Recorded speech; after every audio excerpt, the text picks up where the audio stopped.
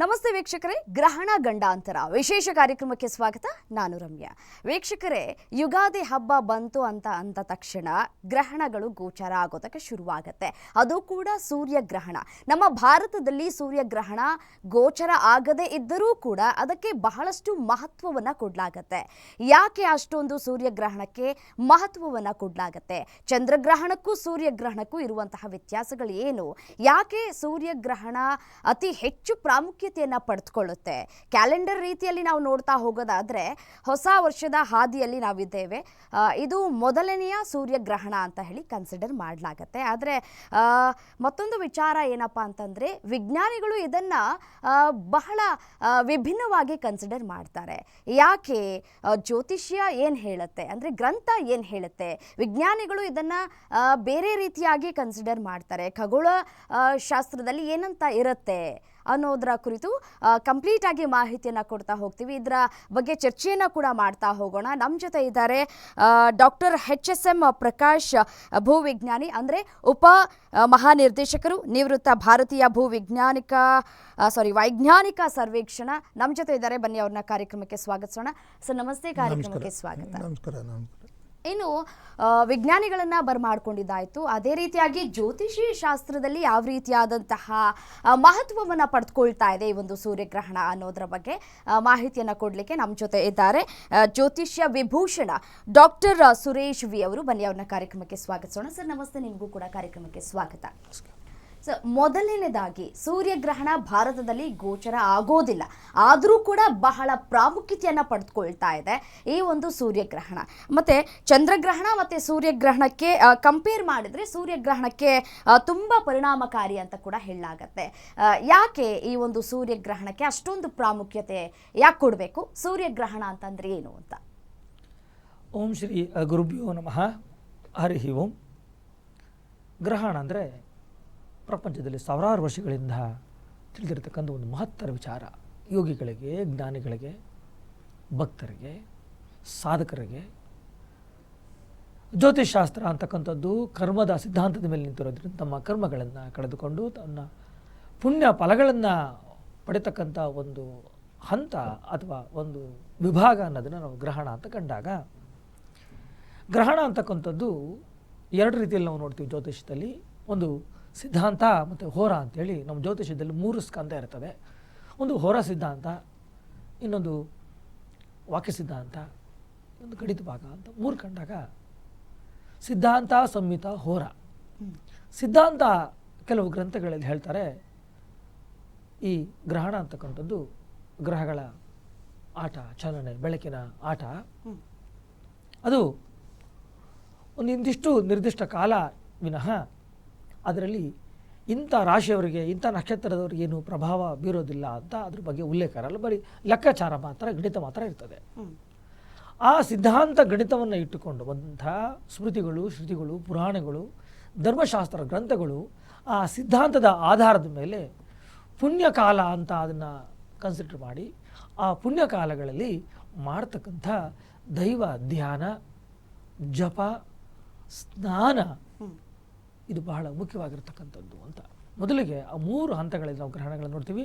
ಒಂದು, ಅವತ್ತು ಮಾಡ್ತಕ್ಕಂಥ ದಾನ, ಅವತ್ತು ಮಾಡ್ತಕ್ಕಂಥ ಸ್ನಾನ, ಅವತ್ತು ಮಾಡ್ತಕ್ಕಂಥ ಭಗವಂತನ ಪೂಜೆ ಅಂತಕ್ಕಂಥದ್ದು ಪುಣ್ಯರೂಪಕವಾಗಿರ್ತದ್ದು, ಲಕ್ಷ ಕೋಟಿ ಪುಣ್ಯವಾಗಿರ್ತಕ್ಕಂಥದ್ದು ಅಂತ. ನೀವು ಕೇಳಿದ್ರಿ ಚಂದ್ರಗ್ರಹಣಕ್ಕಿಂತ ಸೂರ್ಯಗ್ರಹಣ ಯಾಕೆ ನಿಮ್ಮಲ್ಲಿ ಬಹಳ ಮುಖ್ಯ ಅಂತ ಹೇಳ್ತೀರಿ ಅಂತ. ಶಾಸ್ತ್ರಗಳು, ಜ್ಯೋತಿಷ್ ಶಾಸ್ತ್ರದಲ್ಲಿ ಉಲ್ಲೇಖ ಆಗಿರೋ ಹಾಗೆ ಈ ಗ್ರಹಣ ಅಂತಕ್ಕಂಥ ಎಲ್ಲ ಪ್ರತಿದಿನದ ಸರ್ವೇ ಸಾಮಾನ್ಯ ದಿನಗಳಿಗಿಂತ ಗ್ರಹಣ ದಿನ ಅಂತಕ್ಕಂಥದ್ದು ಕೋಟಿ ಪುಣ್ಯ ಫಲದಾಯಕವಾಗಿರ್ತಕ್ಕಂಥ ಕೋಟಿ ಪುಣ್ಯದ ಅದು ಒಂದು ಪರ್ವಕಾಲ. ಅದೇ ರೀತಿಯಾಗಿ ಅದಕ್ಕೂ 1,00,000 ಪಟ್ಟು ಹೆಚ್ಚಿರತಕ್ಕಂಥದ್ದು ಚಂದ್ರನಿಗಿಂತ ಸೂರ್ಯಗ್ರಹಣ ಅಂತಿರೋದ್ರಿಂದ, ಸೂರ್ಯಗ್ರಹಣವು ಪುಣ್ಯಕರದಲ್ಲಿ ಅತ್ಯಂತ ಹೆಚ್ಚು ಪುಣ್ಯಕರನಾಗಿರೋದ್ರಿಂದ, ಅವನೇ ಸಾಕ್ಷಾತ್ ಸೂರ್ಯನಾರಾಯಣನಾಗಿರೋದ್ರಿಂದ ಜ್ಯೋತಿಷಾಸ್ತ್ರ ನಿಂತಿರೋದು ಸೂರ್ಯನ ಒಂದು ಚಲನವಲನಗಳ ಮೇಲೆ ನಿಂತಿರೋದ್ರಿಂದ ನಾವು ಈ ಜ್ಯೋತಿಷಾಸ್ತ್ರದಲ್ಲಿ ಸೂರ್ಯನ ಚಂದ್ರನ ಆಧಾರವಿಟ್ಟುಕೊಂಡಿರೋದ್ರಿಂದ ಅಲ್ಲಿಂದ ಅವರಲ್ಲಿ 2 ವಿಧ ಬರುತ್ತೆ.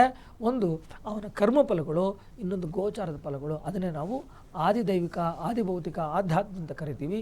ಈ ಆದಿದೈವಿಕ ಆದಿಭೌತಿಕ ಆಧ್ಯಾತ್ಮಿಕ ಗುರಿಯಾಗಿ ಇಟ್ಕೊಂಡು ನಾವು ಆ ಸೂರ್ಯಗ್ರಹಗಳನ್ನು ಚಂದ್ರಗ್ರಹಗಳನ್ನು ಯಾವ್ಯಾವ ರಾಶಿ ಆಗಿರಬಹುದು, ಯಾವ್ಯಾವ ನಕ್ಷತ್ರಗಳಾಗಿರಬಹುದು, ಯಾವ್ಯಾವ ದೇಶಗಳಲ್ಲಿ ಅನ್ನೋದನ್ನು ನಾವು ಕೂರ್ಮಚಕ್ರ ಅಂತ ತಗೊಂಡು ಆ ಕೂರ್ಮಚಕ್ರಗಳಲ್ಲಿ ಯಾವ್ಯಾವ ದೇಶಗಳಿಗೆ ಯಾವ್ಯಾವ ನಕ್ಷತ್ರಗಳನ್ನು ಕೊಟ್ಟಿದ್ದಾರೆ 27 ನಕ್ಷತ್ರಗಳಲ್ಲಿ ಆ ನಕ್ಷತ್ರಗಳಲ್ಲಿ ಗ್ರಹಣ ಆದಾಗ ಅದು ಇಂತಿಷ್ಟು ದೇಶಗಳಿಗೆ ಮಾತ್ರ ಅದು ಕಾಣುತ್ತೆ ಅಂತ ಇರೋದ್ರಿಂದ ನಾವು ಆ ನಕ್ಷತ್ರಗಳ ಆಧಾರದ ಮೇಲೆ ಯಾವ ನಕ್ಷತ್ರಕ್ಕೆ ಗ್ರಹಣ ಆಗುತ್ತೋ ಯಾವ ರಾಶಿಗೆ ಗ್ರಹಣ ಆಗುತ್ತೋ ಅದು ಕಣ್ಣಿಗೆ ಗೋಚರಿಸಿದರಷ್ಟು ಮಾತ್ರ ನಾವು ಅದನ್ನು ಪುಣ್ಯಕಾಲ ಅಂತ ನಾವು ಕರಿತೀವಿ.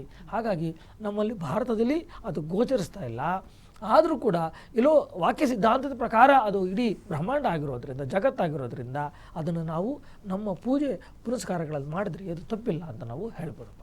ಓಕೆ, ಇನ್ನು ಸರ್ ವಿಜ್ಞಾನದಲ್ಲಿ ನಾವು ನೋಡೋದಾದರೆ ಇದೊಂದು ವಿಸ್ಮಯ ಅಂತ ಹೇಳಿ ಸೈಂಟಿಸ್ಟ್ಗಳು ಕನ್ಸಿಡರ್ ಮಾಡ್ತಾರೆ, ಖಗೋಳ ವಿಸ್ಮಯ ಅಂತ ಹೇಳ್ತಾರೆ. ಇನ್ನು ಸೂರ್ಯಗ್ರಹಣ ಅಂತಂದರೆ ಏನು ವಿಜ್ಞಾನದ ಪ್ರಕಾರ? ನೋಡಿ, ನೀವೊಂದು ಪದ ಬಳಸಿದ್ರಿ ವಿಸ್ಮಯ ಅಂತ. ಅದು ನಿಜವಾಗ್ಲೂ ವಿಸ್ಮಯನೇ. ಸೂರ್ಯ ಮತ್ತು ಅವನ ಪರಿವಾರ 9 ಗ್ರಹಗಳೇನಿವೆ ಮತ್ತು ಅವುಗಳ ಉಪಗ್ರಹಗಳೇನಿವೆ ಇವುಗಳು ಒಂದು ನಿರ್ದಿಷ್ಟವಾದ ಪಥದಲ್ಲಿ ಆರ್ಬಿಟ್ಸ್, ಎಲಿಪ್ಟಿಕಲ್ ಆರ್ಬಿಟ್ಸ್ ಅಂತ ಏನು ಹೇಳ್ತೀವಿ, ಆ ಗ್ರಹಗಳ ಸುತ್ತ ಮತ್ತು ಗ್ರಹಗಳೆಲ್ಲವೂ ಸೂರ್ಯನ ಸುತ್ತ ಕ್ರಮಬದ್ಧವಾಗಿ ಯಾವತ್ತೂ ಯಾವ ರೀತಿಯ ಆಕ್ಸಿಡೆಂಟ್ ಆಗ್ದಲೆ ಅಥವಾ ನಿಧಾನ ಆಗ್ದಲೆ ಫಾಸ್ಟಾಗಿ ಹೋಗ್ದಲೆ ನಿರ್ದಿಷ್ಟ ಸ್ಪೀಡ್ನಲ್ಲಿ ನಿರ್ದಿಷ್ಟ ಪಾತ್ಗಳಲ್ಲಿ ತಮ್ಮ ತಮ್ಮ ಆರ್ಬಿಟ್ಗಳನ್ನು ಆ್ಯನ್ಯುಯಲ್ ವಾರ್ಷಿಕ ಲೆಕ್ಕದಲ್ಲಿ ಕಂಪ್ಲೀಟ್ ಮಾಡ್ತಾವೆ ನೋಡಿ. ಅದೇ ಒಂದು ವಿಸ್ಮಯ, ಇದೇ ಒಂದು ಸೋಜಿಗ. ಹೀಗೆ ನೀವು ಇದನ್ನು ಸ್ವಲ್ಪ ವಿಸ್ತರಿಸ್ತಾ ಹೋದರೆ ಸೂರ್ಯ ನಮ್ಮ ಏನು ಗ್ಯಾಲಕ್ಸಿ ಇದೆ ಮಿಲ್ಕಿ ವೇ ಅದರಲ್ಲಿ ಒಂದು ಸಣ್ಣ ಭಾಗ, ಅದು ಯಾವುದೋ ಒಂದು ಮೂಲೆಯಲ್ಲಿ ಒಂದು ಭಾಗ, ಅಷ್ಟು ವಿಸ್ತಾರವಾದ್ದು ನಮ್ಮ ಮಿಲ್ಕಿ ವೇ ಗ್ಯಾಲಕ್ಸಿ. ಈ ನಮ್ಮ ಗ್ಯಾಲಕ್ಸಿ ಇಡೀ ಯೂನಿವರ್ಸಲ್ಲಿ ಯಾವುದೋ ಒಂದು ಸಣ್ಣ ಭಾಗ. ಸೊ ಆ ರೀತಿ ನೀವು ನೋಡೋದಾದ್ರೆ ಒಂದು ದೊಡ್ಡ ಗೋಡೆನಲ್ಲಿ ಎಲ್ಲೋ ಮೂಲೆಯಲ್ಲಿ ಒಂದು ಕಣ ನಮ್ಮ ಸೂರ್ಯ ಮಂಡಲ, ಅದರಲ್ಲಿ ಒಂದು ಇನ್ನೂ ಚಿಕ್ಕ ಕಣ ಭೂಮಿ, ನೀವು ಆ ಸ್ಕೇಲಲ್ಲಿ ನೋಡೋದಾದರೆ. ಸೊ ಆ ರೀತಿ ಇವೆಲ್ಲವೂ ಕೂಡ ತಮ್ಮ ಪಾಡಿಗೆ ತಾವು ಯಾವುದೋ ಒಂದು ನಿರ್ದಿಷ್ಟ ಲೆಕ್ಕಾಚಾರದ ಪ್ರಕಾರ, ಯಾವುದೋ ಒಂದು ನಿರ್ದಿಷ್ಟ ಪ್ರಕ್ರಿಯೆ ಪ್ರಕಾರ ತಮ್ಮ ಪಾಡಿಗೆ ತಾವು ತಮ್ಮ ಕೆಲಸ ಮಾಡ್ಕೊಂಡು ಹೋಗ್ತಾ ಇವೆ. ಸೂರ್ಯ ತನ್ನ ಕೆಲಸ ಮಾಡ್ತಿದ್ದಾನೆ ಕೋಟ್ಯಾಂತರ ವರ್ಷಗಳಿಂದ, ಭೂಮಿ ತನ್ನ ಕೆಲಸ ಮಾಡ್ತಾ ಇದೆ, ಚಂದ್ರ ತನ್ನ ಕೆಲಸ ಮಾಡ್ತಾ ಇದ್ದಾನೆ. ಹೀಗೆ ಬೇರೆ ಬೇರೆ 100 ಕೋಟಿ ನಕ್ಷತ್ರಗಳಿವೆ ವಿಶ್ವದಲ್ಲಿ, ಯೂನಿವರ್ಸಲ್ಲಿ. ಅವು ತಮ್ಮ ತಮ್ಮ ಕೆಲಸಗಳನ್ನು ಮಾಡ್ಕೊಂಡು ಹೋಗ್ತವೆ. ಅವಕ್ಕೂ ಒಂದು ಜೀವಿತಾವಧಿ ಇರುತ್ತೆ, ಅವುಗಳ ಅಂತ್ಯ ಬಂದಾಗ ಬದಲಾವಣೆ ಬರುತ್ತೆ. ಸೊ ಇದು ವಿಸ್ಮಯ, ಸೋಜಿಗ.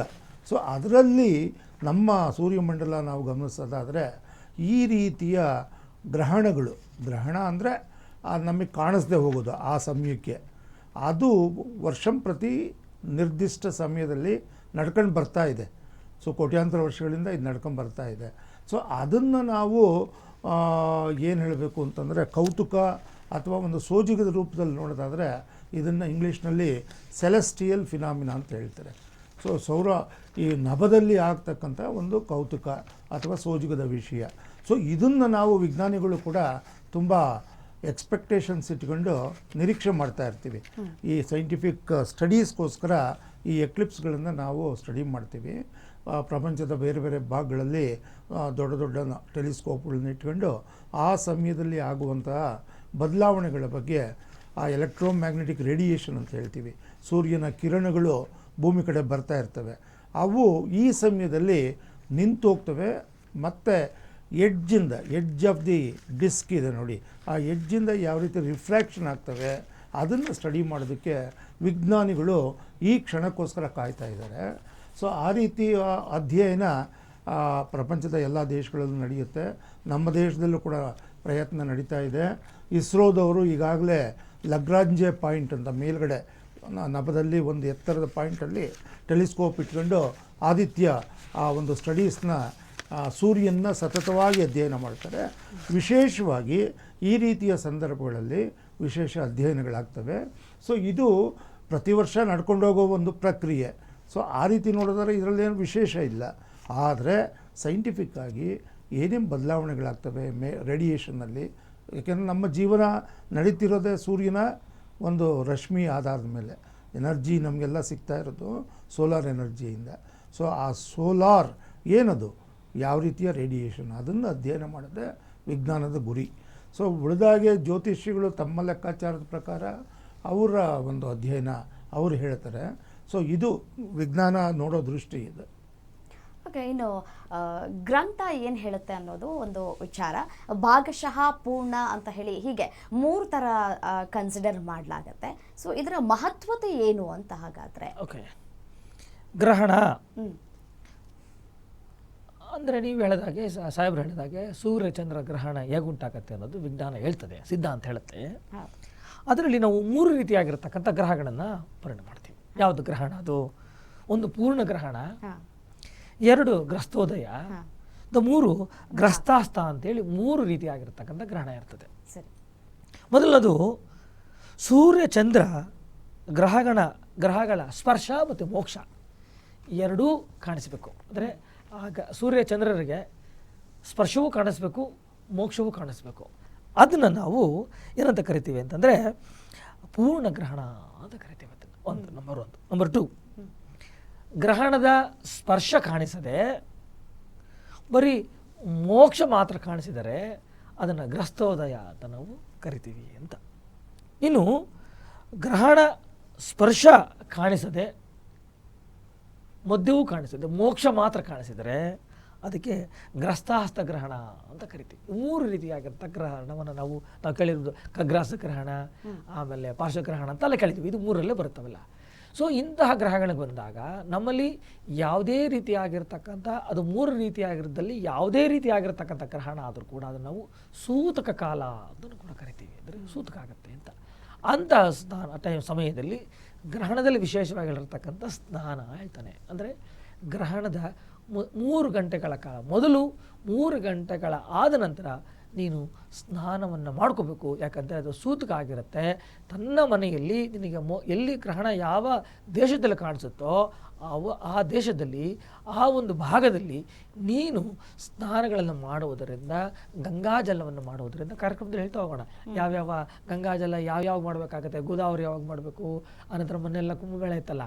ಸೊ ಹಾಗಾಗಿ ಇರತಕ್ಕಂಥ ಗಂಗಾ ಗೋದಾವರಿಯನ್ನು ಯಾವಾಗ ಯಾವ್ಯಾವ ನಕ್ಷತ್ರಗಳು ಮಾಡಬೇಕು ಅನ್ನೋದನ್ನು ಅವರು ಒಂದು ಉಲ್ಲೇಖವನ್ನು ಕೊಟ್ಟಿರ್ತಾರೆ. ಅದ್ರ ಪ್ರಕಾರ ನಾವು ಟೇಬಲ್ ಪ್ರಕಾರ ಮಾಡ್ಕೊಂಡು ಹೋಗ್ತಾ ಇರ್ತೀವಿ. ಗ್ರಹಣ ಅದು 3 ರೀತಿಯಾಗಿರ್ತಕ್ಕಂಥ ಗ್ರಹಣ ಇದ್ದರೂ ಕೂಡ ಆ ಗ್ರಹಣವನ್ನು ಒಂದು ಪರ್ವಕಾಲ ಅಂತ ಕರಿತೀವಿ, ವಿಶೇಷವಾಗಿರ್ತಕ್ಕಂಥ ಸೂತಕ ಕಾಲ ಅಂತಲೂ ಕರಿತೀವಿ.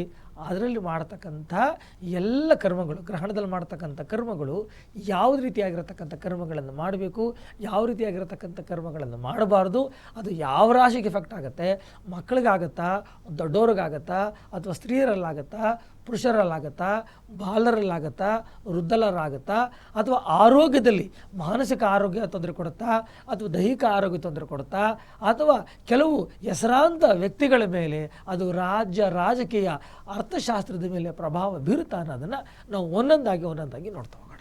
ನೀವೇ ಹೇಳಿದ್ರಿ ಗ್ರಹಣ ಶುರುವಾಗೋದು